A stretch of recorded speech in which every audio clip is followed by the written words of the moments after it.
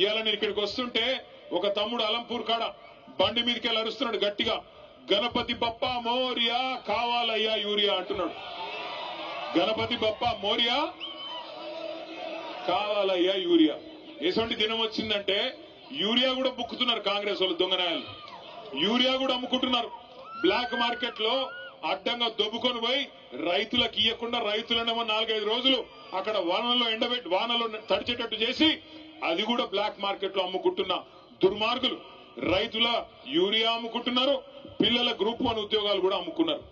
Group 1 లో కుంభకోణం జరిగిందని గ్రూప్ 1 పరీక్షల్లో 563 ఉద్యోగాలుంటే వాటిని కూడా అమ్ముకున్నారని చెప్పి మొన్న ఆర్ఎస్ ప్రవీణ్ కుమార్ గారు పోతే పిల్లల దగ్గరికి వాళ్ళు చెప్తా ఉన్నారు.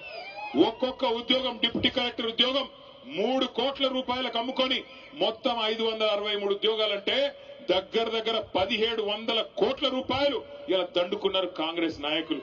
పిల్లల ఉద్యోగాలు అమ్ముకుంటారు, రైతుల యూరియా అమ్ముకుంటారు, నమ్ముకున్న ప్రజల్ని ఇలా నట్టేట ముంచి